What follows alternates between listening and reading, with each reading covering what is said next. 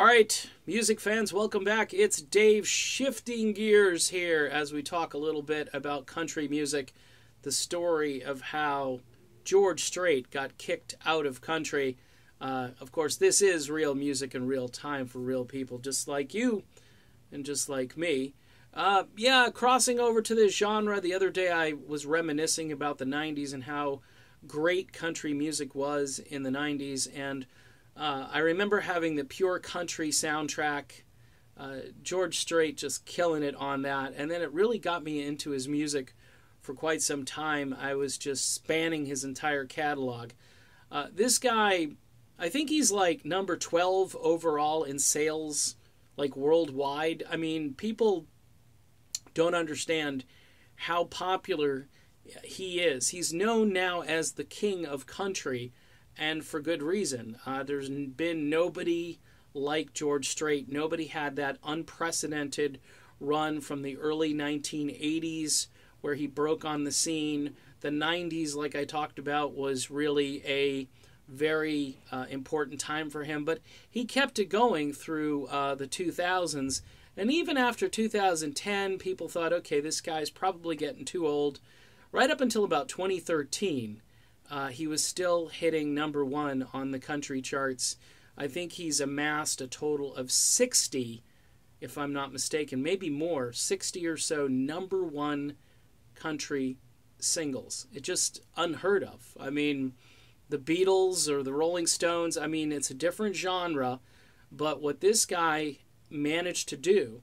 Now, but what happened on his last album, the album was called Cold Beer Conversation. And typically a George Strait album is like, it's a reason to kind of stop whatever you're doing if you're a country music fan.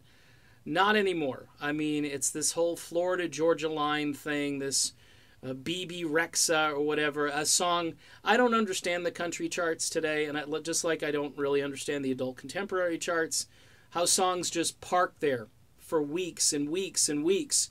49 weeks at number one? I mean, how boring is country radio if it's the same song?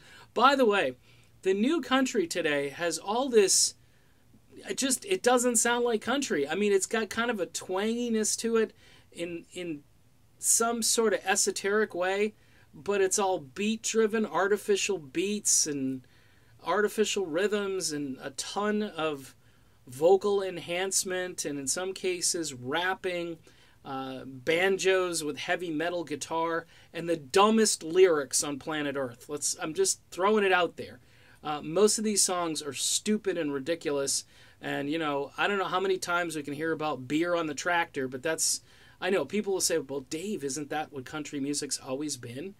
It's been a little slice of that, but it's always been catchy storylines and creative ways to tell the story, and a lot of wordplay, very interesting wordplay.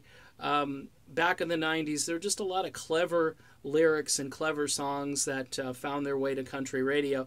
Today, it's partying and chicks and tractors and how much beer you've had, and it's just tequila this and tequila that.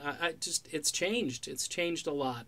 George Strait is a throwback, but he is such a consistent throwback in a sense that he threw that whole era forward. I mean, he kind of brought it with him. But on his last album, I mean, 260,000 units sold, which is for George Strait like a tragedy. And a couple of singles that were released that kind of stalled in the 30s or 40s. And again, probably country radio said, hey, we'll add this song, but we're not going to play George Strait. Come on. Now, he is 66 years old now. And so I don't know if he's playing to record anymore. I know he still tours. I think he set the all-time indoor touring record as far as attendance, like 104,000 people inside one building. I don't know if that was the Astrodome or somewhere else, but it's an amazing figure. And it's really tragic that country radio has more or less kicked him to the curb because he's too neo-traditionalist. He's still wearing the cowboy hat. And a lot of times you'll look at these country musicians nowadays with the skinny jeans and stuff, and you won't know. You just won't know their country. They try to tone that aspect of it down as much as possible. They almost dress like Cosmo or Metro or whatever, and you're country, man. Rugged, tough, at the rodeo. That's where you'll find George Strait. That's where he used to sing, and that's where he got his beginnings. So it's tragic what's happened to him. It's no surprise, though, based on what the music industry is doing to so many out there. And I got to tell you, as a fan, I'm always rooting for George Strait. If he comes out with another album, I'll be there to hear it. All right, done. Be back soon. See you then.